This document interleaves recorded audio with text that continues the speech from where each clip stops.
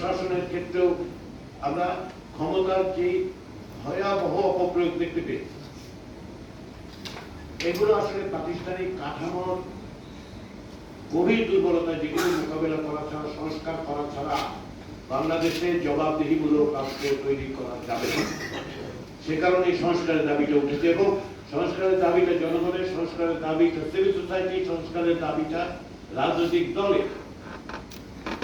ফলে এটা কেবলমাত্র অন্তর্বর্তী সরকারের কাজ, এটা মনে করবার কোনো কারণ নেই।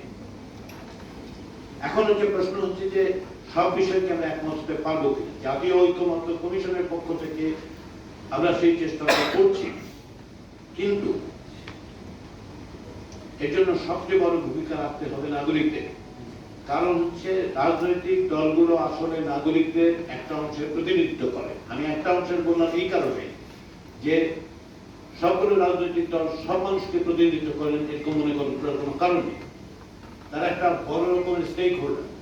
অবশ্যই রাজনৈতিক দলগুলো স্টেক হোল্ডার, কারণ দেশ কার শেষ পর্যন্ত রাজনৈতিক দলগুলোই পরিচালনা করে। কিন্তু নাগরিকদের অংশগ্রহণ ছাড়া, নাগরিকদের চাপ এবং নাগরিকদের অন্তর্ভুক্তি ছাড়া কোনো অবস্থাতেই সংস্কার প্রক্রিয়াকে অগ্রসর করা যাবে না। জাতীয় ঐক্যমত্য কমিশনের পক্ষ থেকে আমরা রাজনৈতিক দলগুলোর কাছে পৌঁছেছি, তাদের মতামত দিচ্ছি, তাদের সঙ্গে আলোচনা করব।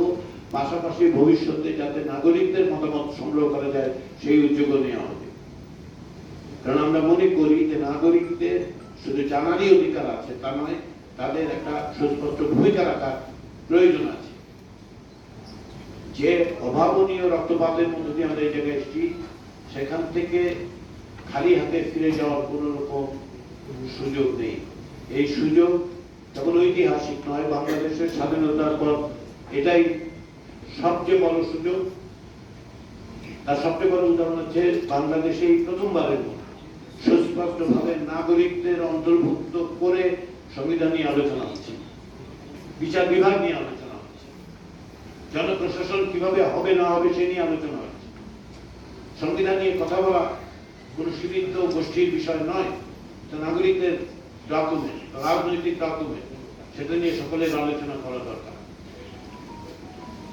এই জন্যই জাতীয় ঐক্যমত্যের যে প্রয়োজন, যে দাবি, সেটা বাস্তবায়নের জন্য সেই জায়গায় পৌঁছতে হলে, সেই জাতীয় সনদ তৈরি করতে হলে নাগরিক সমাজের প্রত্যক্ষ ভূমিকা রাখার প্রয়োজন আছে। আমরা আশা করি সেটা রাখবে, সকলেই রাখবে। আমি বারবার যে কোনো সুযোগে গণমাধ্যমগুলোর কাছে একটা অনুরোধ জানাই, আজকেও আবার সেই অনুরোধ আমি জানাতে চাই।